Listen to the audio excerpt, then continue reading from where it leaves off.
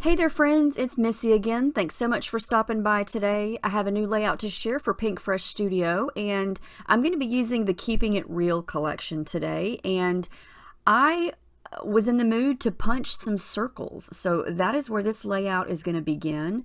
So I immediately saw this pattern paper in my stack from this collection and thought I need to punch some of these circles out, and so I went through my stash of punches and pulled out the 2-inch, the 1.5, the 1-inch, and the 3/4 inch. And to get to the circles, you have to kind of cut them out. They're all different sizes. I started punching, they started flying, some landed on the floor. It was a punching frenzy, but I got them punched out, and then I decided to just kind of play around with the circles and try to decide what I wanted to do with them, because I was not sure at this point. So I pulled out some white cardstock and kind of spread them all out to see what I've got. And then I decided to use a couple of pool photos. I love the blue and the pink in these photos, and I thought that they would match this collection pretty well. And I knew that I wanted to overlap the two photos kind of in the middle area of the background, but wasn't 100% sure how everything was going to go. I did want to make a mixed media background, so I'm going to go ahead and coat this smooth, thick white cardstock with some clear gesso. This is from Art Basics, and it is very smooth, dries pretty quickly, and I love how it reacts with everything that I use with it. So I've got that dry. I took a break, came back, and decided that I wanted to use some stencils on the background. So this is a newer stencil from Pinkfresh Studio. It's called Cloud Builder. And when you look at it, it's like, what is the shape of this stencil? But you'll see here in just a minute how easy it is to make clouds. Now I'm using some of the mini ink cubes here, and I'm using a foam blending tool. Now my little foam pieces on this ink blending tool I've had for a few years, and they're starting to disintegrate. So you can kind of see whenever I smudge the ink onto the paper, the foam is starting to break apart, but it still worked. I need to get some new ones, obviously. But yeah, look how cool this looks. All you do is put that cloud stencil down, dab some ink on your foam there, and then just kind of go over the top of it in a little bit of a circular motion, and then move it around a little bit and to create some layers. And you're going to get this really cool cloud effect. And the two colors that I'm using are Ocean Breeze and Sky Blue. And that looks so complicated, but you see how easy this is. And there's two different sides of it, so you could get all kinds of different sizes of shapes. So yeah, when I use pool photos, I don't know, I just feel compelled to make a sun and a sky of some sort. So I used the cloud builder, and then to make my sun, I pulled out the layered sunburst stencils. Now there are 3 in this pack for layering purposes. I'm only going to use one, and I'm using the sweet mustard ink. I'm doing the same exact technique here and creating a little bit of a sun on top of these clouds. And it's actually turned out really nice. The photos are going to overlap or go on top of that, because I wanted the sun to kind of look like it was bursting out from behind the top of the photos there. And so now that I created this background, that's going to change where the circles are going to go, because at first I thought I may have circles on the bottom of the photos, I may have circles on the top, and then I changed my mind and made this background. So I'm going back over some of the yellow with peach fuzz, just to kind of change the color just a little bit, add a little bit of variation, but I still want it to be a bright sunny yellow color. And I think that turned out really cool, and that only took a few minutes. So yeah, stencils and ink are awesome. Now I did want to kind of make it look a little watercolor-ish, kind of like I always say, give it that left out in the rain look where it got a little bit of water on it. And I think this is the coolest technique. I do this sometimes with stamps, but this works only if you use the gesso on your background, because it's going to allow the ink to activate when you add water to it. And I'm just kind of trying to make it look a little more on the watercolor side. So I don't want to completely take away the shape of the clouds or the shape of the sun, but I just wanted to see what it would look like if I kind of watered it down a little bit. And I think that looks kind of cool. And if you try this technique, you definitely don't have to do that part. And if you're not going to add any water, you don't even have to use gesso. This technique of using the stencils works perfectly without gesso. But I like to add a little bit of water. I like to make it look a little runny and messy sometimes. So I always use gesso just in case, So yeah, you definitely don't have to use the gesso. So I know that the photos are going to go right there because, like I said, I want the sun to kind of shine behind it. And then I'm going to pull in some of those circles. And I like that yellow circle. And I'm going to try to tuck that in to make that kind of the center of the sun. I thought that would look kind of cool. I'm going to go ahead and layer up some things behind the photos. I'm going to start with some white tissue paper here. I always tend to do that. I think maybe once or twice I don't, but usually I do. And it's just plain gift wrap tissue paper. It's nothing fancy, but I like it because it adds a little bit of a subtle layer behind the photos. I don't always layer patterned paper behind my photos. On this layout, I'm going to.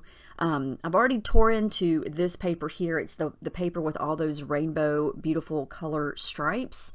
I'm going to focus on the pink here, and I'm going to layer this little piece behind the photo that's going to go on the left. And that little tool that I just used there is my edge distressor. And it's got a little blade in the middle of it, and you just kind of scrape it on the sides or the edges of your paper, and it kind of ruffles it up a little bit and gives it some texture. And then for the photo on the right, I'm going to use that light pink and white striped paper, just to give it a little bit of separation and to kind of pull some of the pink, because her swimsuit is pink. And so I've got a lot of yellow and blue already going on. So I wanted to pull a different color as a layer behind the photos. And layering is a great way to get your photos to stand out a little bit more, especially, if you're using a busy background or it's very colorful. Every layout is different, but I always try to make the photos stand out no matter what I'm doing. Now I'm trying to decide embellishments. There's a lot of flowers in this collection, but I did punch out all those circles. And so what's going to happen is this layout is going to change. I don't wind up using most of those circles that I punched, although I still kept them because I definitely want to use them. But sometimes layouts just change and they evolve and your idea changes, and you just have to go with it sometimes. So I did try all the circles here, and I thought I don't want to cover up the sky, but I don't know, I wasn't feeling it. I wasn't feeling the circles down below mixed with the sky up top. I don't know. So I took a break, came back, took off all the circles, and then I wanted to add some color to the bottom of the page. It's just too white. So I'm going to come back with blue. I'm going to use those same two blue inks that I used to make the clouds, Ocean Breeze and Sky Blue. And since I used the gesso, this was really easy and fast. I just scraped the ink pad right across the paper and then added a little bit of water, and it instantly turns into watercolor. Basically, it's able to kind of activate, and it starts to blend and run and spread just like it would if it was watercolor. And I love that because it kind of looks like water droplets, and I love that effect when I'm using pool photos, because it just kind of looks like an extension of the pool in the photos. So I'm going to go ahead and pop up the photos using some adhesive foam. And I want the photo in the front to overlap the photo on the right, because she's looking straight ahead in the main photo, and then the photo on the right, she's a little further back and she's looking toward the left. So I wanted that photo to be on the bottom layer and it on the right side, so it looks like she's looking across the page.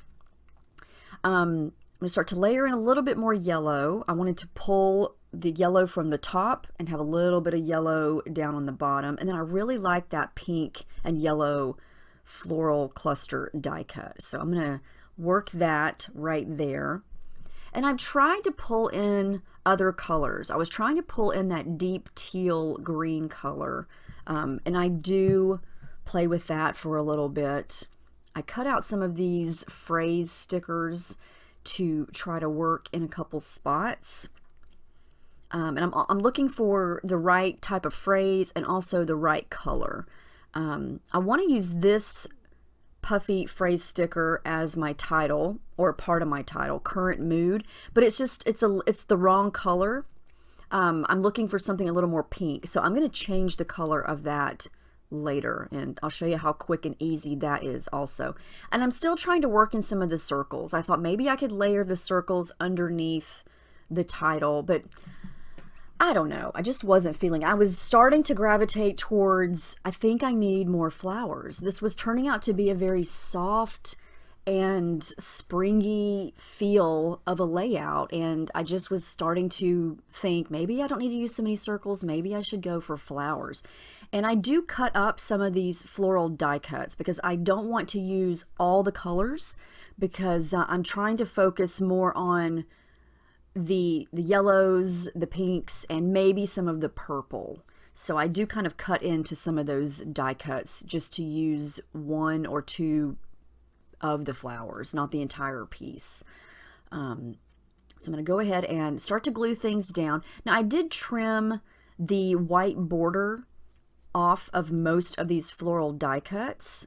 Sometimes I want the floral border, sometimes I want to trim it off, because I feel like sometimes it's so thick that it stands out a little too much, and I want the flowers to be a little smaller, and sometimes the outer edge just makes it a little bit bigger. Does that make sense? Okay, so here's how you can add color to some of these puffy stickers if you want to change the color. Again, gesso is very helpful here. Now this is white gesso. This is the Liquitex brand. And I'm just going to use my finger and dab some on here. And it's not completely going to take away this peachy color. You're still going to be able to see it. But I'm going to put that aside, let it dry. And while it's drying, I'm going to tuck in a little bit of light pink thread. I went back and forth with what color. I didn't want to use a darker teal because, like I said, I wanted to keep this on the lighter, springy side. And I felt like if I added another color, I would have to add in more things of that color. So here's what I've got. You can still see that it's that peachy color, but it's going to be easy to add and change it because of the gesso. So I'm going to dab 2 of the ink pads on top of it. I'm going to use Ballet Slipper and then Sparkling Rose. And Sparkling Rose, it comes out more of like a hot pink. So I'm going to go back and forth with both of these and then use my finger to kind of blend and smudge it a little bit. And I also come back on top of it later with Candy Violet because I brought it on to the layout, see what it looks like. It wasn't the right color. So I'm going to come back with this. It looks almost like a purple color, and it's probably one of my favorite ink colors, but it's Candy Violet. And I'm just smushing it down, then using my finger to blend it. And this worked perfectly because of the gesso. And now it matches exactly what I wanted it to look like. And so, yeah, that was pretty quick, pretty easy, and you could customize it to any color that you want. So I'm going to keep working with embellishing at this point. I'm not sure, do I want to add a bunch of flowers or not? So my mind is kind of going back and forth, and I did want something else kind of in the background behind the title to make it stand out a little bit more. So I come back in with more thread, and this is the lighter bluish color that's going to match the blue color that I have on the background. And this is just going to add a little bit of texture and a little bit of interest. And I really like how this is going to turn out. And that's where my title is going to go, right there underneath those flowers.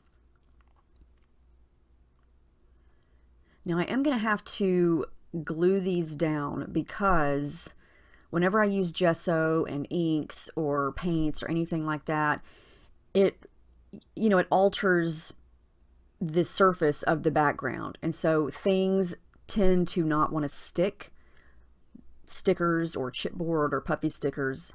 So I always add glue behind them, even if they're already sticky. Okay, so I took another break and then I had to add something else. I don't know, I was going through my dies, and I love the Heather lowercase die set. I've used this on several of my layouts, and I just really want to use it on every layout, but I try to contain myself and, you know, realize there are other things to use, but I don't know. I just felt compelled to add some things. So I'm going to make the word happy, and this is a set of metal dies where you basically get two letters in one. You get the actual letter, and then you get the outline of it. I prefer the outline most of the time because I just think it looks so cool, and they're very, very skinny and dainty and intricate. But yeah, you just stick your letters on whatever you want to cut them out of. I use white cardstock and then roll it through your manual die cutting machine. I cut it 3 times, the word happy, and we're going to find a place to use it on this layout. The more I looked at the layout, the more I felt like the top part with the clouds, it looked good. I loved it, but it was just flat.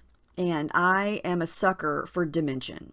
So I'm going to come back to another sheet of cardstock that I've already put gesso on, and I'm going to kind of make another little round of the clouds. And then I'm going to cut these out and put them on top of the top part of the layout, just to kind of give it a little bit of dimension. Yeah, so this is just going to be something that I'm going to test out to see if this looks okay, because I wasn't sure how it was going to look, because if it didn't look that great, then I wouldn't do it. But I love clouds when I have a sun and a sky, so I just kind of wing it, cut out some messy clouds by hand, and I'm going to see how this looks. So I'm only going to cut 3, but we're going to see how this looks. And I wanted the clouds to look subtle, but I still wanted, when you look up there, I wanted it to be a little more 3D than just flat. And you see what I'm talking about? They kind of blend into the background, but you get some texture and you get a little bit of something else rather than just flat cardstock. I'm going to ruffle up the edges again because clouds have texture. You know, love my texture. I'm going to add a little bit more of the ink on some of the clouds. And I think that turned out nice. I think it gave it just that little something extra. I didn't want to cover it up. I just wanted to enhance it a little bit. So I feel like that's what it needed. I'm going to pop the one up top up. And the other 2 are fine because I kind of tuck them underneath the edges of the photos there. And in retrospect, looking back, I kind of wish I would have machine stitched on the sun's rays, but I didn't, and that's okay. I'm going to do some stitching elsewhere here momentarily. But I'm going to go ahead and glue those down. I'm going to glue down happy. I decided to put one of the happies down here underneath current mood because, you know, that was her current mood. And I like that it's very subtle. I did some stitching right through it. Oh, I forgot to show you up close, but you'll see it here up close in a minute.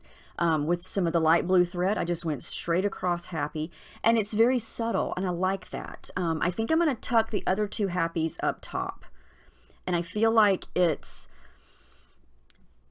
adding more detail to the top, but you can still see the clouds, you can still see the sun, but you just get this subtle, like, what is that up there?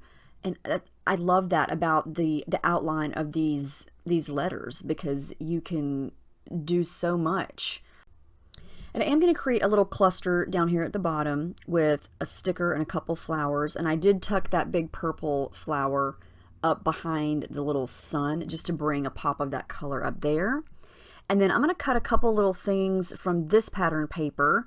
I'm going to cut a little pink heart, a little light blue or light aqua minty color arrow, to go in a couple spots, because at this point I've got all the big ticket things done. I'm looking for small things, and I don't really want to do too much more because I feel like it's got enough, you know. And I like that you can, I know that I just said this a second ago, but I like all the happies because they're subtle. They kind of blend in. They're kind of like vellum, you know. You can see vellum, but you can see through it, and it just kind of creates this cool effect. And I feel like that's what the happies are doing here. So I'm going to keep working on this little cluster down at the bottom. I do add a couple of enamel dots, mainly a purple, because I wanted to pull that deep purple color down at the bottom. I add a couple more, but I think I wind up taking some of them off because I don't know, they just were kind of random. I didn't have enough to make little clusters. And of course, you know me, I have to add some of my favorite things, which are the essential jewels and crystals. I'm actually going to only use some of the jewels today. I'm going to add some of these blue ones that match so well up on the clouds. Again, these are perfect for adding texture and shine. I glued those all down off camera, but I wanted to show you. I did some more stitching through the other happies, and then here are the jewels. Look how sparkly they are. They add the perfect sparkle. I added some to some of the flowers, added some down at the bottom. They're just so sparkly and shiny and dimensional. I love those.